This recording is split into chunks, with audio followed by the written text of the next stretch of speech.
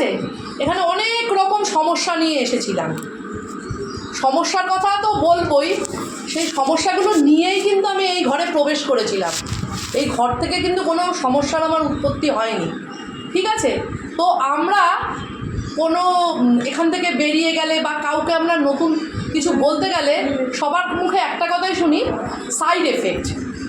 সবাই এই কথাটার সাথে পরিচিত, যারাই কাউকে বলতে গেলে এটার একটা সাইড এফেক্ট আছে। আরে মশাই, সাইড এফেক্ট নিয়ে আমি এই ঘরে ঢুকেছি, এইখান থেকে সাইড এফেক্ট আমার কি দেবে? আজকে মেডিসিনের সাইড এফেক্ট আমরা সবাই জানি, এটা প্যারাসিটামল খেলেও আমরা বলি সাইড এফেক্ট হয়। আমি যে সাইড এফেক্টের কবলে পড়ে জর্জরিত, সেই সাইড এফেক্ট তো আমাকে মেডিসিন উদ্ধার করতে পারিনি, যেটা আমাকে ওই 1 গ্লাস শেক পেরেছে আজ 3 মাসে। আমাকে 2.5 বছর ধরে একটা ওষুধ খাওয়ানো হয়েছিল গাইনি প্রবলেমের জন্য। কোনোদিনও কিন্তু আমাকে ডাক্তার একবারও বলেনি এটার থেকে কিন্তু তোমার একটা সাইড এফেক্ট হতে পারে, এবং সাইড এফেক্টটা অনেক মারাত্মক আকার ধারণ করতে পারে, কোনোদিনও বলেনি। সেই সাইড এফেক্টের শিকার হয়ে আমি ভেলোর অবধি ঘুরে এসেছি, এবং তার থেকে যা আমার সমস্যা হয়েছে, এক একদিন রাত্রে আমার মনে হতো ঠাকুর এই যন্ত্রণা আমাকে দিও না, আমাকে তুলে নাও, আমি মনে হয় মরে গেলে শান্তি পাবো। আজকে সেই সাইড এফেক্ট আমি একটু সবাইকে দেখাতে চাই যারা নতুন। এটা আরও ছিল, আমার সারা গায়ে ছিল খালি মুখটুকুনি বাদ দিয়ে। আমি কোথায় কার কাছে যাইনি এটা ট্রিটমেন্ট করতে, এটা ওষুধের সাইড এফেক্ট। আজকে আমি 3 মাসে এখানে এসে এই ওষুধের সাইড এফেক্ট থেকে আজকে আমার এই শেক আমাকে আমার পাকে আমার নিজের চামড়ার মতন করে দিচ্ছে, যেটা আমাকে কোনো ওষুধ পারেনি। তাহলে আমি সাইড এফেক্ট কী করে বলবো এর আছে? তারপরে ভিটামিন ডেফিসিয়েন্সি। ডাক্তারের, আপনি কিছু মনে করবেন না স্যার, হ্যাঁ আমি বলছি, ডাক্তারের কাছে গেছি পরে আমার কি হতো, আজকে আমার যেই জামাটা পরে এসেছি খুব ঢিলা, আবার 2 ঘন্টা পরে জামাটা পরতে গেলেই আমার মনে হতো জামাটা এত টাইট আমি পরতে পারছি না, খুব অস্বস্তি হচ্ছে। তো ডাক্তারকে এই কথা বলার পরে বলছে কি তোমার বোধহয় ভিটামিনের ডেফিসিয়েন্সি হচ্ছে, ভিটামিন ডির ডেফিসিয়েন্সি হচ্ছে, তার জন্য তোমাকে এরকম তোমার ইয়েটা হচ্ছে। আমি তো ডাক্তার নই স্যার, আমি তাই ভেবেছি, তাই ডাক্তার আমাকে ভিটামিন ডি ওষুধ দিয়েছিল মাসে 1টা খেতে। আমার শোনার ভুলে বলুন, বোঝার ভুলে বলুন, আমি ওই ভিটামিন ডি ওষুধ 2.5 বছরের ওষুধ 1 মাস 15 দিনে খেয়ে ফেলেছি, ঠিক আছে? এবার ডাক্তারি পরিভাষায় আপনাদের কিছু একটা ডেড লাইন আছে, যেটা ক্রস করলে মানুষ হার্ট অ্যাটাক করে। আমি সেই ডেঞ্জার লাইনে চলে গেছি, আর 5টা দিন ওষুধ খেলে এই পৃথিবীতেই আমি থাকতাম না। তাহলে বলুন, ভিটামিন কম খেলেও মানুষের মৃত্যুর দিকে কিন্তু যায়, বোঝার অভাব হলে। কিন্তু আমাকে এখন কোনো মেডিসিন নিতে হয় না, আমি সেই পুরো মেডিসিন ফ্রি লাইফ লিড করি। 1 গ্লাস শেক আমাকে এটা দিয়েছে। দারুণ দারুণ দারুণ। আমার এনার্জি লেভেল, আমি যেদিন এই ঘরে ঢুকি আমার সেদিন চেক আপে এনার্জি লেভেল ছিল 780, আজ আমার এনার্জি লেভেল 1760, যেটা একটা মেয়েদের ক্ষেত্রে 1800 হলে নর্মাল। আচ্ছা, ওনার পায়ের ছবিটা আমরা একটু দেখে নেব, যখন যেদিন উনি এসেছিলেন। এটা আমার ছিল পা, রাইট না ওনার পা।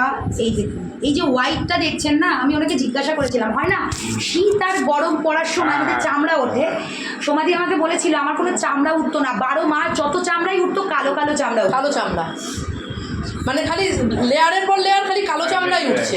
বিলিভ মি, উনি আমার কাছে এইসব কথা কিচ্ছু বলেনি, আমি দেখিও নি। আমি ওনাকে দেখে বলেছিলাম উনি লাঠি নিয়ে হাঁটতেন। আমি ওনাকে বলেছিলাম ওবিসিটি, যেটা আমি আপনাকেও বললাম, আমাদের ওয়েট নির্ভর করে 3টে জিনিসের ওপর। স্যার আমি আপনাকেও বলবো, বসে পড়বো নিচু হয়ে সবাই নেবে, আমি ম্যাডামকেও বলবো, ওবিসিটি আমাদের এখন সব থেকে ভয়ঙ্কর একটা জিনিস। ওবিসিটি, আমরা সবাই ওয়েট চেক করি, ওয়েট চেক করতে গিয়ে দেখি ও বাবা, আমি তো ডায়েট করছিলাম, আমি তো ভাত খাইনি এতদিন, তারপরেও আমার ওয়েট নামছে না। একটা ওয়েট ডিপেন্ড করে 3টে জিনিসের ওপর। একটা হলো আমাদের হাড়ের ওজন, সেকেন্ড জিনিস হলো আমাদের চর্বির ওজন, থার্ড জিনিস হলো আমাদের মাসেলসের ওজন। আমরা ভুল করে ফেলি, আমরা এরকম মেশিনে না, নর্মাল মেশিনে দাঁড়িয়ে ওয়েট চেক করি।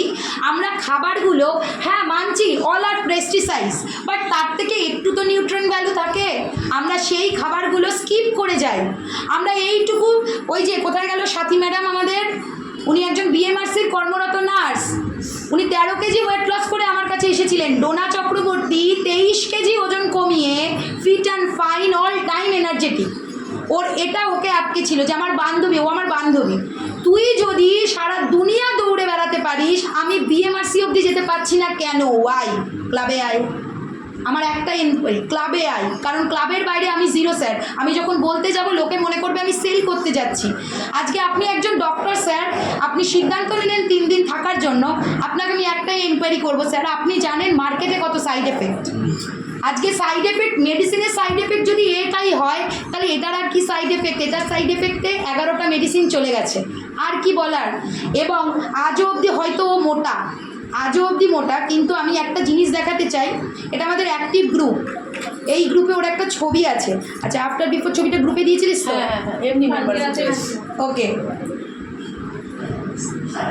কোথায় গেল? কালকে দেখলাম না তো, কোথায় দিয়েছিস ছবি?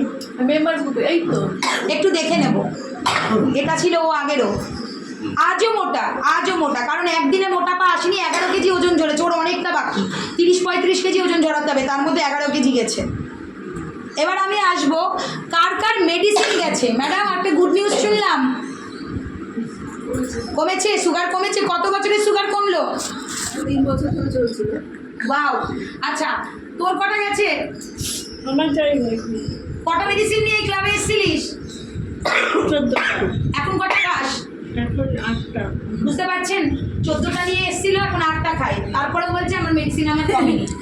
কারণ ও দেখতে বড় হয়তো, বাট ওকে এখনো অব্দি এই যে ও কথা বলছে না, সেটাও এখানে এসে শিখেছে।